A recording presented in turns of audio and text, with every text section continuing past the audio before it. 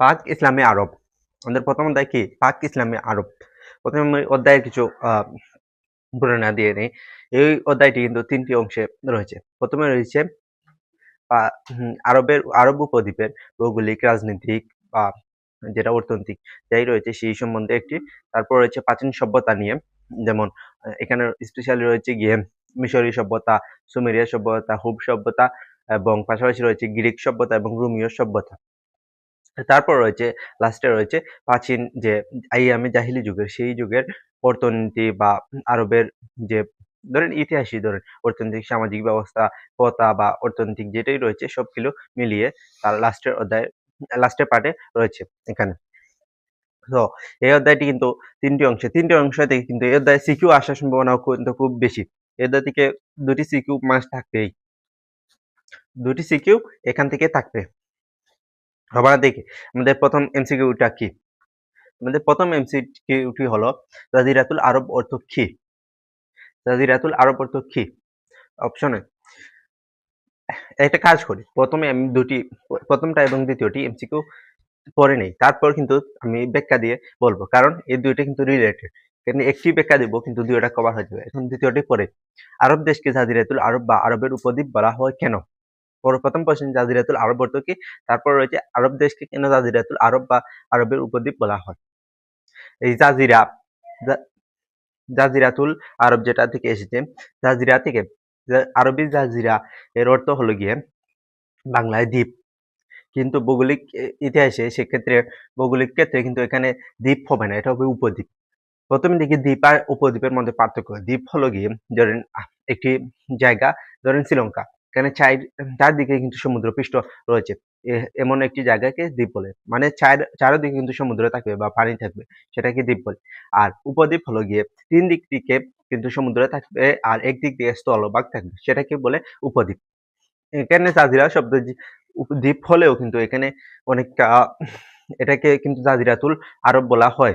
এই ক্ষেত্রে হয়ে যায়, এখানে হয়ে যায়, উপদ্বীপ হয়ে যায় এখানে একটু, একটা মিনিট।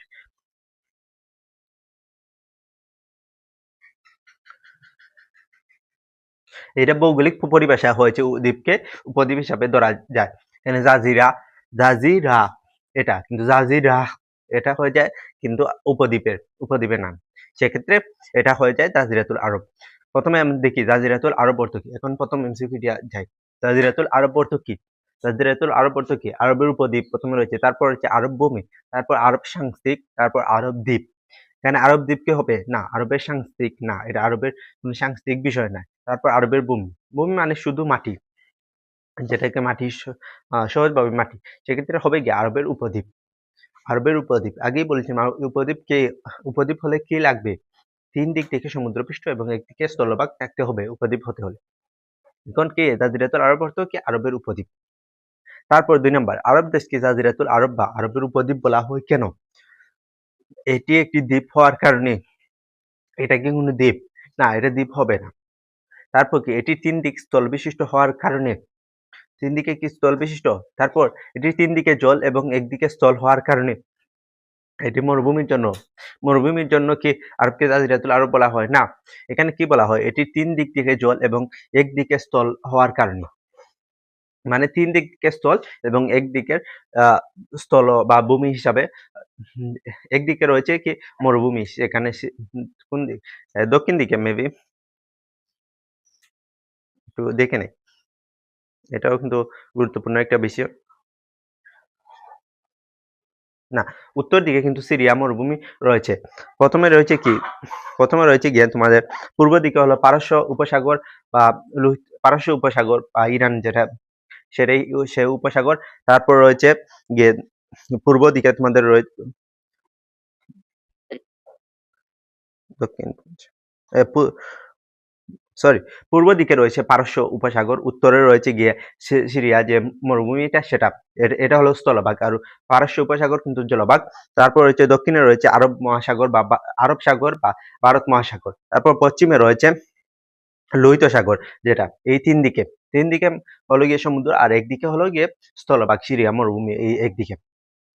তারপর ৩ নাম্বার দেখি, আরবের নামের উৎপত্তি কিভাবে হয়? কিভাবে আরব নামের উৎপত্তি হয়? প্রথমে রয়েছে আদি বাসিন্দা আরিবার থেকে।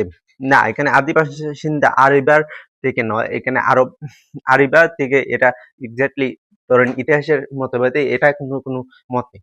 এখানে আরব নামের উৎপত্তি কিন্তু ভিন্ন মত রয়েছে, অনেক মত রয়েছে, সেক্ষেত্রে দুটি মত হলো খুবই গ্রহণযোগ্য। তারপর হচ্ছে স্থানীয় নাম আরাবা থেকে। না, এখন আরাবা থেকে কিন্তু যে আরব নামটা আসে নাই, ইয়ারাব বা আরাবা দুটি নাম থেকে। হ্যাঁ, ইয়ারাব এবং আরাবের দুটি নাম থেকে, কাহতানের বংশধর ইয়ারাব থেকে। একটা জিনিস বুঝলাম, এখানে কিন্তু স্থানীয় নাম আরাবা থেকে। এখানে যদি এই ইয়ারাব এবং আরাবা দুটি নাম না থাকতো সেক্ষেত্রে কিন্তু এটা হয়ে যেত, স্থানীয় নাম আরাবা যদি থাকতো সেক্ষেত্রে এটা হয়ে যেত, বা কাহতানের বংশধর ইয়ারাব হতো সেক্ষেত্রেও হয়ে যেত। কিন্তু যেহেতু রয়েছে ইয়ারাব এবং আরাবা দুটি নাম, সেক্ষেত্রে এখানে এটা হয়ে যাবে ইয়ারাব ধরা হয়ে গিয়ে হযরত নূহ আলাইহিস সালাম এর বংশধর থেকে কাহতান নামের একজনের পুত্র, তার নাম অনুসারে ইয়ারাব নামটি এসেছে, এবং আরাবা হলো আরবের বাসিন্দা। হ্যাঁ, আরবের যে বাসিন্দা সেটাকে বর্তমানে যারাই রয়েছে আরবের বাসিন্দা তারা কিন্তু সেমিটিক বংশধর হিসাবে সেটাকে আরাবা আসে। আর নূহ আলাইহিস সালাম এর পুত্র, নূহ আলাইহিস সালাম এর বংশধর কাহতানের বংশধর ইয়ারাব থেকে কিন্তু এই ইয়ারাব এসেছে। এখানে দুটি মত কিন্তু গ্রহণযোগ্য, এখানে ইয়ারাব বা আরাবা এই দুটি থেকেই এসেছে, যেহেতু ভিন্ন মত সেক্ষেত্রে দুটির মধ্যে একটি হবে। আশা করি এটি বুঝেছ। এখানে ইয়ারাব বা আরাবা দুটি নাম থেকে এসেছে, আরবের নাম।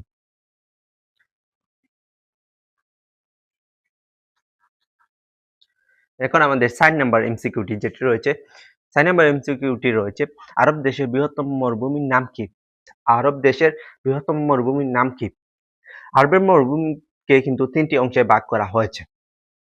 প্রথমে আমরা আগে অপশনগুলো পড়ে নিই, তারপর বলতে আল নুফুদ, আল দাহান, আল বাদিয়া, আল হায়রার।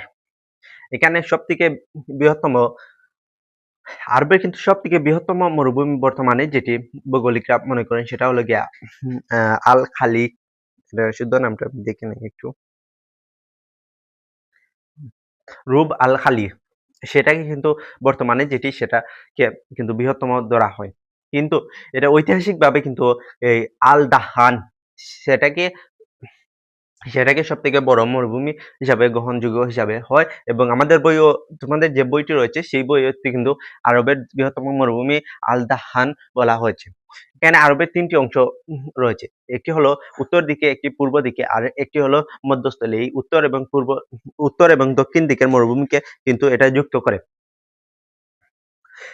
একদিকে রয়েছে দক্ষিণ দিকে পূর্ব দিকে হয়। আচ্ছা, আল নুফাদ হলো একদিকে রয়েছে মরুভূমি, আর একদিকে রয়েছে আল খালি এবং আল নুফাদ রয়েছে একদিকে। ধরেন একদিকে রয়েছে, ধরেন পূর্বের দিকে যদি হয় আল নুফাদ, আর পশ্চিমে হবে গিয়ে আল খালি। তারপর এর মধ্যস্থল যেটা রয়েছে সেটা হলো আল দাহান, এটাকে সংযোগ করেছে আল দাহান মরুভূমি সেটা। তো এখানে প্রশ্ন আসতে পারে কিন্তু আরবের দেশের মরুভূমি কোনটি, সেটা যদি আসে আল নুফাদও হবে, আল দাহান যদি থাকে সেক্ষেত্রে আল দাহানও হবে, এটা কিন্তু তোমাদের জানতে হবে। আর আল বাদিয়া হলো গিয়ে এটি সিরিয়ার একটি মরুভূমি, আর আল হায়রার এটা কিন্তু একটি মরুভূমি নয়, এটি একটি আগ্নেয়গিরি পাথরের শিলা, সেটাকে আল হায়রার বলা হয়। এখন 5 নম্বর এমসিকিউটির দিকে, আরবগণ কোন গোত্রভুক্ত? আরবগণ কোন গোত্রভুক্ত? প্রথমে রয়েছে হেমিটিক, তারপর রয়েছে মঙ্গোলীয়, তারপর সেমিটিক, তারপর এরিয়ান। আরবগণ কিন্তু একটা কথা বলি, নূহ আলাইহিস সালাম এর সময় কিন্তু আমাদের পৃথিবীতে একটি প্রলোভন হয়েছিল। এই প্রলোভনে কিন্তু পৃথিবীটা একমত ধ্বংসই হয়ে গেছিল। তারপর নূহ আলাইহিস সালাম এর যে নৌকা ছিল সেখানে যারাই উঠেছে তারাই কিন্তু জীবিত রয়েছে। এই নূহ আলাইহিস সালাম এর পুত্র সাম একজন ছিলেন, তার অনুসারীতে এসেছে সেমিটিক, আর হাম একজন ছিলেন, তার অনুসারীদেরকে হোমেটিক হবে না, হেমেটিক এসেছে। নূহ আলাইহিস সালামের পুত্র একজনের নাম এসেছে সেমেটিক, আর একজন হলো হেমেটিক। আর মঙ্গোলিয়া হলো যে চীন, জাপানের প্রাচীন, তাদেরকে মঙ্গোলীয় বলা হয়। আর এরিয়ান হলো যেরা ধরেন ইউরোপিয়ান, এরা প্রাচীন ইউরোপিয়ান এসে তারপর ভারতে এসে বসবাস, ভারত বা পাকিস্তান এরকম অঞ্চলে এসে আমাদের অঞ্চলে এসে বসবাস করেছিল, তাদেরকে এরিয়ান বলা হয়। এক্ষেত্রে কিন্তু আরবরা কোন গোত্রভুক্ত হবে, সেটি হবে সামের বংশধর। নূহ আলাইহিস সালামের পুত্র সাম এর বংশধর থেকে সেমিটিক গোত্রভুক্ত। সেমেটিক গোত্রভুক্ত আরবগণ, এটা কিন্তু খুবই ইম্পর্টেন্ট। আরবগণ কোন গোত্রভুক্ত? সেমেটিক গোত্রভুক্ত। এখন আমার 6 নাম্বার এমসিকিউটি দেখি। 6 নাম্বার হলো হেজাজ প্রদেশের রাজধানীর নাম কি? হেজাজ প্রদেশের রাজধানীর নাম কি? প্রথম হচ্ছে মদিনা।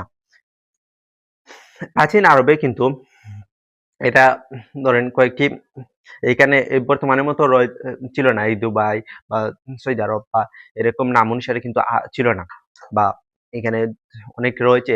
সেক্ষেত্রে কিন্তু আরব একটি পুরো পুরো একটি দেশ রয়েছিল, যা দুবাই বা ওমান যাই রয়েছে সবকিছু মিলিয়ে একটি দেশ ছিল।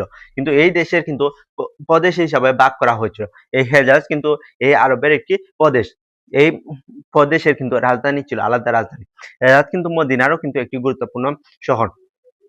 তারপরে যে জেদ্দা, জেদ্দাও কিন্তু এটার বন্দর। প্রাচীন আরবের বন্দর ছিল জেদ্দা। হ্যাঁ, সমুদ্র বন্দর, একমাত্র সমুদ্র বন্দর ছিল জেদ্দা। আর মক্কা কিন্তু গুরুত্বপূর্ণ শহর। তায়েফ, তায়েফ কিন্তু এখানে ধরেন গ্রীষ্মকালে এখানে অনেকটা ঠান্ডা হাওয়া মিলতো। সেক্ষেত্রে এই হেজাজের এটা কিন্তু গুরুত্বপূর্ণ শহর। এখানে কিন্তু পাহাড়ি অঞ্চল ছিল এই তায়েফ। আর এখানে হেজাজদের প্রদেশের রাজধানী ছিল কি? রাজধানী ছিল মক্কা নগরী। প্রাচীন যেটা আরবের প্রদেশ বা হেজাজ প্রদেশের রাজধানী ছিল মক্কা নগরী। মদিনাও কিন্তু গুরুত্বপূর্ণ একটা শহর, কিন্তু রাজধানী নয়। জেদ্দা ছিল কি? একমাত্র সমুদ্র বন্দর। এখন আমরা দেখি 7 নাম্বার কি রয়েছে।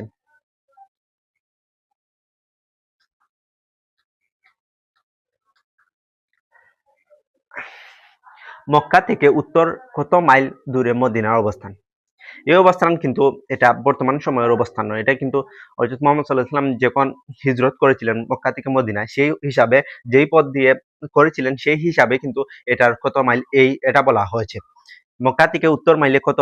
প্রথম হচ্ছে 250 মাইল, তারপর হচ্ছে 275 মাইল, তারপর 300 মাইল, তারপর 350 মাইল। এক্ষেত্রে আনসার হবে গিয়ে 250 মাইল।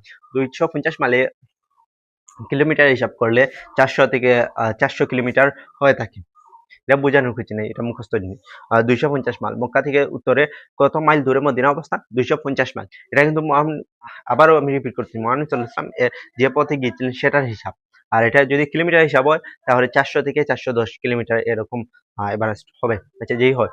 তারপর 8 নাম্বার এমসিকিউটি দেখি। 8 নাম্বার এমসিকিউটি হলো কারা একেশ্বরবাদের প্রচলন করেন? কারা একেশ্বরবাদের প্রচলন করেন? মানে একজন ঈশ্বর আছে, তারা প্রচলন করেন কারা?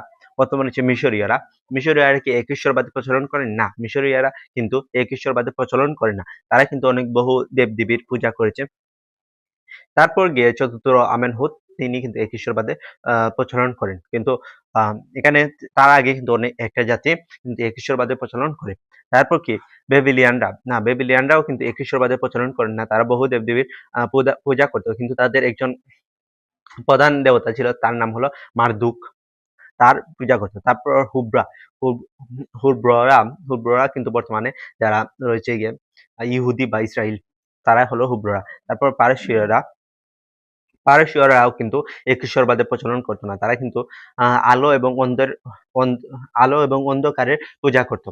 মানে আলো এবং অন্ধকারের পূজা করত। তাদের দেবতা ছিল অগ্নি পূজক আর কি, আচ্ছা যেটি হোক সেটা। তারপর হুব্ররা কিন্তু একেশ্বরবাদের করেন প্রচলন করে। তারা কিন্তু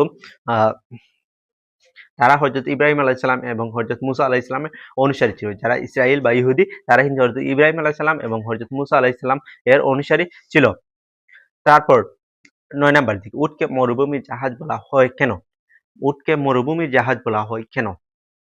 প্রথমে দেখি উট দিয়ে বিয়ের যৌতুক প্রদান করা হতো না। এটা কিন্তু এটার লগে প্রশ্নের লগে সামঞ্জস্য নয় যে উটকে মরুভূমির জাহাজ বলা হয় আর এখানে যৌতুকের বিষয় না, এটা না। তারপর দেখি পানি পান করে মরুভূমির চলতে পারে। হ্যাঁ, পানি পান করে মরুভূমিতে চলতে পারে, এটা কিন্তু উটের একটা বৈশিষ্ট্য। কিন্তু মরুভূমির জাহাজ এই প্রসঙ্গে কিন্তু এটা হবে না। উটের এটা বৈশিষ্ট্য রয়েছে, পানি পান করে মরুভূমিতে চলতে পারে, এটা তার বৈশিষ্ট্য। তারপর রয়েছে মরুচারী আরব একমাত্র যাতায়াত বাহন। মরুচারী আরবদের একমাত্র যাতায়াত বাহন, এটা রাখা যায়। তারপর বেদুনদের নিত্য সহচর। হ্যাঁ, উট কিন্তু বেদুনদের নিত্য সহচর। বেদুনরা কিন্তু উট আর ভেড়া পেলে কিন্তু তারা জীবনযাপন করে, বেদুন বা যাযাবর জাতি যেটা সেটা। এখানে উত্তর হবে গিয়ে, এখানে সবচেয়ে ভালো উত্তর হবে মরুচারী আরবদের একমাত্র যাতায়াত বাহন। মানে আরবদের কিন্তু একমাত্র যাতায়াত ব্যবস্থা হলো এটি। আরবদের একমাত্র যাতায়াত ব্যবস্থা কি? সেটা হবে কি উটকে, কিন্তু তাই উটকে মরুভূমি জাহাজ বলা হয়, থাকে বা হয় যেটা। তারপর আমরা দেখি 10 নম্বর এমসিকিউটি কি রয়েছে।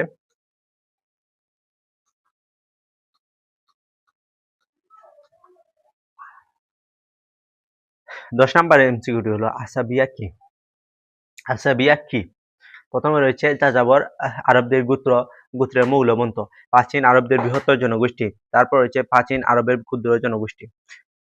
বৃহত্তর জনগোষ্ঠী মানে হলো একটি ধরেন বড় জনগোষ্ঠী সেটাকে। তারপর প্রাচীন আরবের ক্ষুদ্র জনগোষ্ঠী, এটাও হবে না। তারপর হচ্ছে প্রাচীন আরবীয় বাসিন্দা, না প্রাচীন আরবীয় বাসিন্দা এটাও হবে। এখানে কি হবে? আসাবিয়া কি? যাযাবর আরবদের গোত্রের মৌলমন্ত, মানে মৌলমন্ত। যাযাবর অর্থ কি? একটা মিনিট।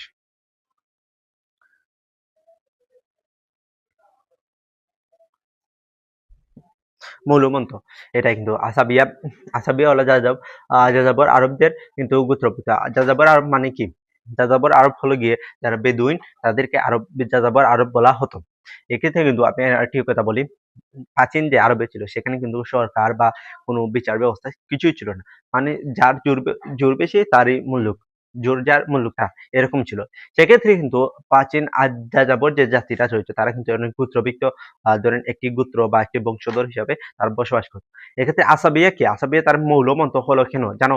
সেক্ষেত্রে যদি তাদের মধ্যে একজন, তাদের গোত্রের একজন মানুষ, সে যদি অন্যায় করতো কিন্তু তারা তার অন্যায়কে অন্যায় বলতো না। আবার যদি সে ভালো কাজ করতো তাকেও কিন্তু এই ভালো কাজের জন্য তাকে প্রশংসা করতো। মানে তাদের খারাপ দিকটা তারা কিন্তু সমালোচনা করতো না, বা তাদের এই বিষয় নিয়ে কিন্তু তাদের মাথা ব্যথা ছিল না। অন্য গোত্রের ধরেন অন্য একটি গোত্রের সাথে তাদের যুদ্ধ ছিল, তাদের যে গোত্রের মানুষটি রয়েছে সে কিন্তু অন্যায়, সেক্ষেত্রে কিন্তু তারা যে অন্যায় সেটা তারা কিন্তু উপস্থাপন করবেন, এটাই তাদের মূল্যমন্ত্র। তো তাদের মৌলমত কি ছিল? তারা অন্যায়কে অন্যায় বলবে না। তাদের গোত্রে যদি অন্যায় বলে, তাদের গোত্রে যদি কেউ অন্যায় করে সেক্ষেত্রে কিন্তু তারা অন্যায়কে অন্যায় বলবে না, বা ভালো কাজকে কিন্তু ভালো ধরবে, কিন্তু অন্যায়কে অন্যায় ধরবে না। এরকম ছিল তাদের মৌলমন্ত্র।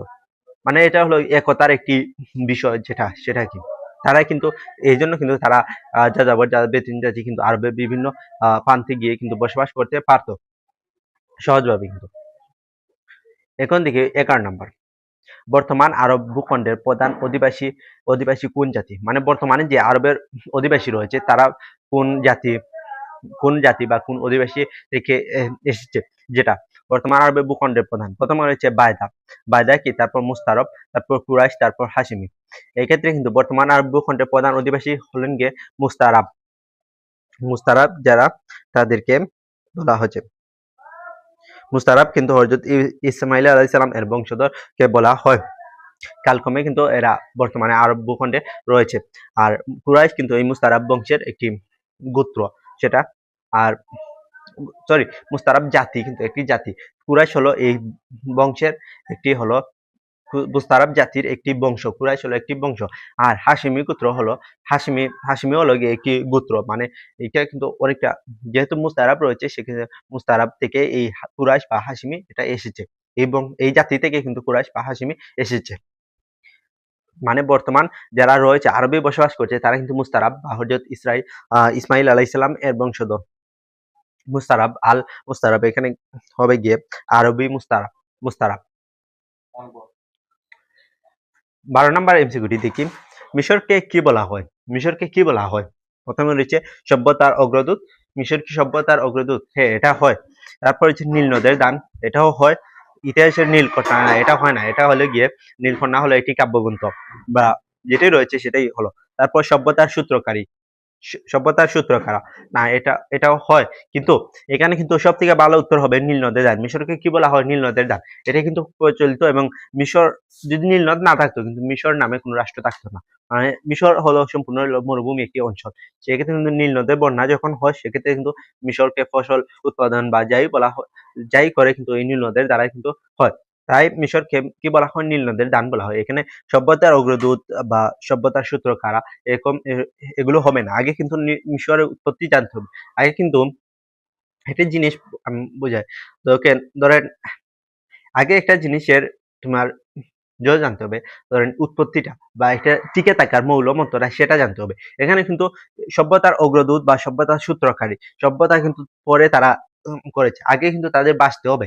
এখানে যদি তারা নাই বাঁচতে পারে সেক্ষেত্রে কিন্তু সভ্যতার অগ্রদূত বা সভ্যতার সূত্রকারী এরকম হবে না। মানে নীলনদ না থাকলে মিশর নামে কোন রাষ্ট্র থাকতো না, থাকলেও সেটা ধরেন মরুভূমি অঞ্চল থাকতো, এখানে কেউ কেউ বসবাস করতে পারতো না। সেটা সেক্ষেত্রে কিন্তু মিশরকে নীল নদের দান বলা হয়। এটা কিন্তু ঐতিহাসিক হেরোডোটাস বলেছেন, এটা এমসিকিউ রয়েছে, মেবি আমি দেখেছি। হ্যাঁ, এখন 13 নাম্বার দেখি, ঐতিহাসিক যুগের সূচনা হয় কখন? মানে ঐতিহাসিক যুগের সূচনা হয় কখন?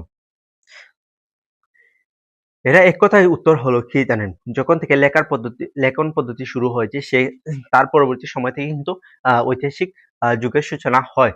লেখার পদ্ধতির সাথে ঐতিহাসিক যুগ। প্রথমে হচ্ছে খ্রিস্টপূর্ব 500 শতাব্দীর দিকে। এই ক্ষেত্রে কিন্তু এটা ছিল কিন্তু গ্রিকদের একটি সোনার সময় যেটাকে বলা হয়। সেখানে সক্রেটিস বা অনেক বিজ্ঞানী রয়েছিল এরকম। তারপর রয়েছে খ্রিস্টাব্দ 700 অধ্যায়ের দিকে, সেটা হলো গিয়ে এটা কিন্তু প্রাচীন রোম যে শহরটি, রোম শহরটি কিন্তু গড়ে উঠেছিল, ইটালির রোম, সেই শহরটি কিন্তু নির্মাণ করা হয়েছিল সেই সময়ে। তারপর রয়েছে খ্রিস্টাব্দ 100 অধ্যায়ের দিকে, 100 অধ্যায়ের দিকে কিন্তু এটা লৌহ যুগের বিস্তার বলা হয় 100 অধ্যায়ের দিকে। সেক্ষেত্রে খ্রিস্টাব্দ 200 অধ্যায় এটা হবে গিয়ে আনসার। ঐতিহাসিক যুগের সূচনা হয় খ্রিস্টপূর্ব 200, সরি 200 নয়, 2000 অব্দের দিকে। এটা আনসার হবে খ্রিস্টপূর্বে 200 অব্দের দিকে। ঐতিহাসিক যুগের সূচনা হয় কখন? খ্রিস্টাব্দের 200 অব্দের দিকে। এই সময় কিন্তু লিখন পদ্ধতি শুরু হয় এই থেকে, আর ঐতিহাসিক যুগের সূচনা হয় লিখন পদ্ধতি থেকে। তারপর রয়েছে 14 নম্বর, কাকে নীল নদের দেবতা বলা হয়? মানে মিশর হল নীল নদের দান, এবং এই নীল নদের প্রাচীন মিশরীয়রা কিন্তু এই নীল নদের একজন দেবতাকে মানত। অপশনে দেখি, প্রথম হচ্ছে আইসিন। আইসিন নামের কোন দেবতা মেবি নেই। আইসিন নামে কিন্তু কোনো দেবতা নেই। এটা কিন্তু ছিল মেসোপটেমিয়াম সভ্যতার একটি গুরুত্বপূর্ণ শহর বা রাজধানী হতে পারে আইসিন। আর আইসিসিস ছিল গিয়ে এই নীল নদের দেবতা।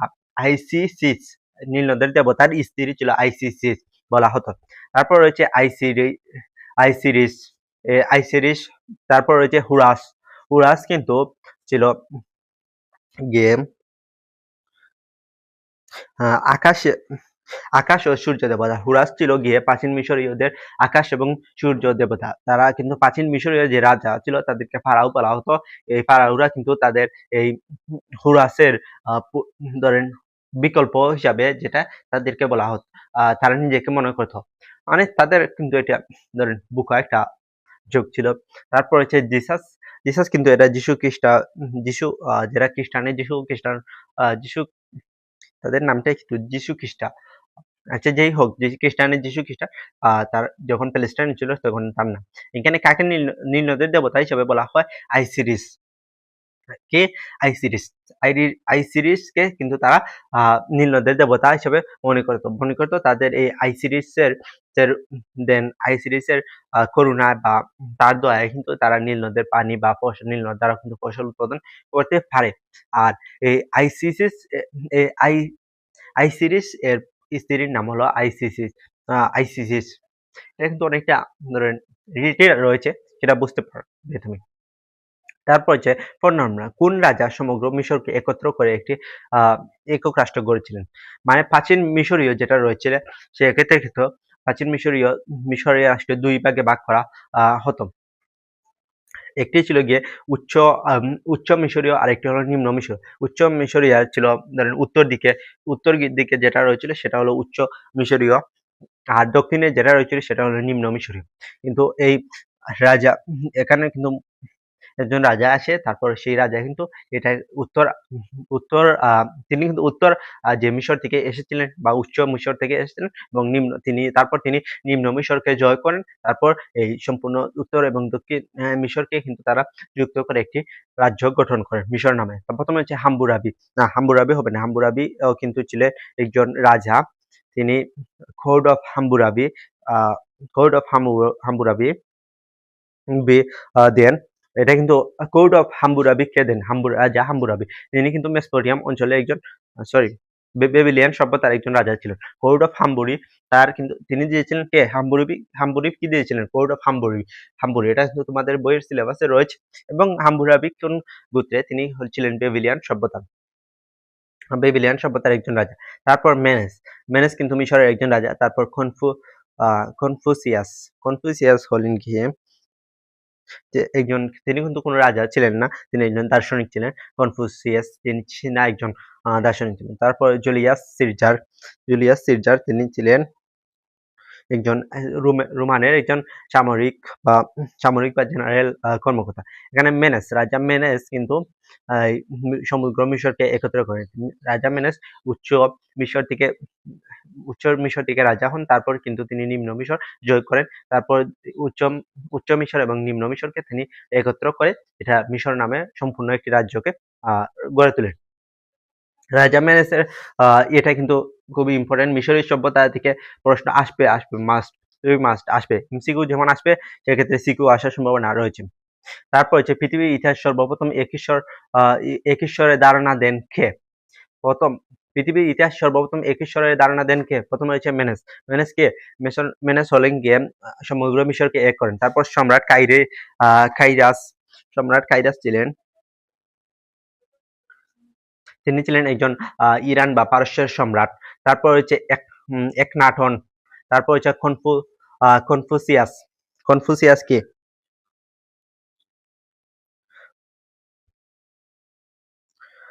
কনফুসিয়াস কিন্তু এরকম কোন রাজা বা কিছুই ছিলেন না। তিনি ছিলেন একজন ধরেন ইতিহাসবিদ বা নৈতিক সামাজিক এরকম নিয়ে গবেষণা করেছেন। এক্ষেত্রে হবে একনাটন। তিনি কিন্তু সর্বপ্রথম এক ঈশ্বরবাদের প্রচলন করেন। তিনি প্রথমে ছিলেন, তার নাম ছিলেন কি মিশরীয়, তাদেরকে বলা হতো মিশরীয় ফারাও। চতুর্থ ফারাওয়ের আমেনহোটেপ, তার নাম ছিল আমেনহোটেপ বা হুটেপ, যেটাই হয় আমেনহোটেপ একনাটন। তিনি কিন্তু একমাত্র সূর্য দেবতার পূজা করত বা আটেনের পূজার চলন করেন একনাটন। আকেনের পূজা করতে গিয়ে তাকে কিন্তু আকেনের অনুসারী বা আকনাটের অনুসারী এরকম থেকেই কিন্তু একনাটন এসেছে। পৃথিবীর ইতিহাসে সর্বপ্রথম এক ঈশ্বরের ধারণা দেন কে? একনাটন। তিনি কিন্তু চতুর্থ আমেনহোটেপ, ফারাওদের চতুর্থ আমেনহোটেপ। তিনি প্রথম সূর্য দেবতাকে আটন বা যেটাকে বোঝানো হয়েছে। তারপর 17 নম্বর হাইরোগ্লিফিক্স কি? হাইরোগ্লিফিক্স কে? প্রথম হচ্ছে মিশরীয়দের লিখন পদ্ধতি। হ্যাঁ, হাইরোগ্লিফিক্স কিন্তু মিশরীয়দের লিখন পদ্ধতি। হাইরোগ্লিফিক্স অর্থ হলো গিয়ে পবিত্র লিপি। এটা গ্রিক শব্দ। হাইরোগ্লিফিক্স মেবি গ্রিক শব্দ। এটা গ্রিক শব্দ, এর অর্থ হলো পবিত্র লিখন পদ্ধতি। তারপর এসিরীয়দের লিখন পদ্ধতি। এসিরীয় কিন্তু সুমেরীয় সুমেরীয়দের লিখন পদ্ধতি কে? কিউনিফর্ম দ্বারা এসিরীয়দের লিখন পদ্ধতি ছিল কিউনিফর্ম। সুমেরীয়দের লিখন পদ্ধতির নাম কি? কিউনিফর্ম। এখন যদি আসে এসিরীয়দের লিখন পদ্ধতি কি? Same cuneiform. তারপর হচ্ছে ফিনিশীয়দের লিখন পদ্ধতি। এরা কিন্তু সর্বপ্রথম যেটা বর্ণমালা দ্বারা লিখার পদ্ধতি, এই ফিনিশীয়দের লিখন পদ্ধতি বলা হয়। এটাকে কিন্তু বলা হয়, তাদের লিখন পদ্ধতিকে বলা হয়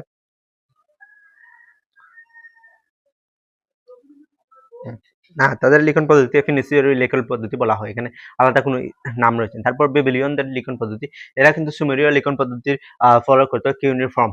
তারাও কিন্তু এই সুমেরীয়দের লিখন পদ্ধতি ব্যবহার করত। তারপর 18 নম্বর সর্বপ্রথম লিখন পদ্ধতি আবিষ্কার করে কোন সভ্যতা? প্রথমে হচ্ছে সুমেরীয়দের সভ্যতা। সুমেরীয়রা কিন্তু সর্বপ্রথম কিউনিফর্ম লিখন পদ্ধতি আবিষ্কার করেন। তারপর রোমীয়, তারপর গ্রিক, তারপর মিশরীয় সভ্যতা। সুমেরীয়দের সর্বপ্রথম কিন্তু লিখন পদ্ধতি আবিষ্কার করেন। মিশরীয় পরবর্তীতে এটা আবিষ্কার করেন তাদের হাইরোগ্লিফিক্স। কিন্তু সুমেরীয় সভ্যতা কিন্তু সর্বপ্রথম লিখন পদ্ধতি যেটা আবিষ্কার করেন। তারা কিন্তু বেবিলিয়ান সভ্যতার একটি জাতি, মেসোপটেমিয়া অঞ্চলে বসবাস করত। এখন দেখি পরবর্তী এমসিকিউটি।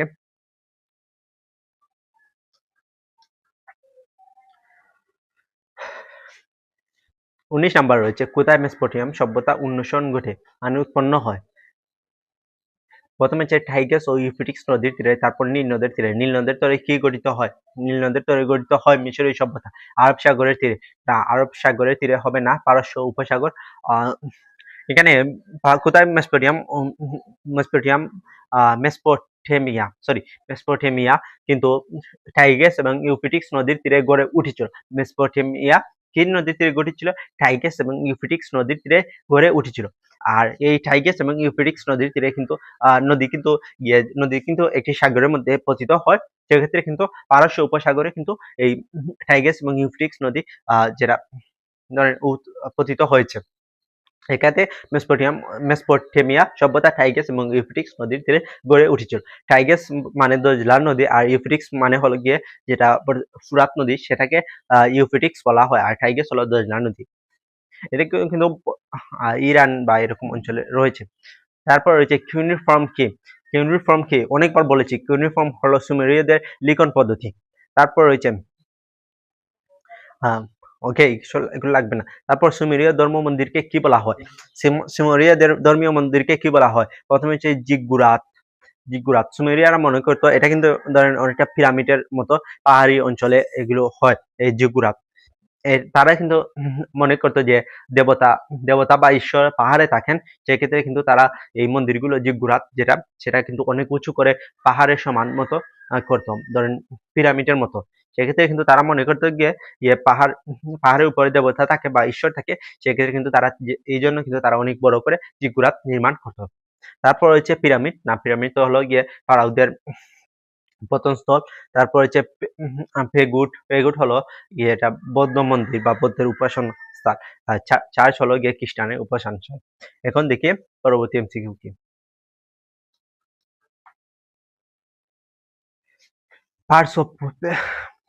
পার্সিপুলিস সরি পার্সিপুলিস কোথায় অবস্থিত? পার্সিপুলিস কোথায় অবস্থিত?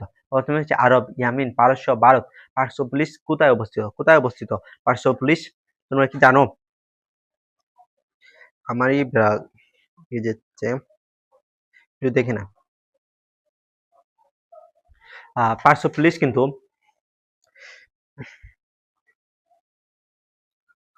পার্সিপুলিস কিন্তু বলা হয় যেটা ইরানের সাম্রাজ্য সেটাকে বলা হয় পার্সিপুলিস। প্রথমে হচ্ছে আরব, তারপর ইয়ামিনে কিন্তু এটা হয় না।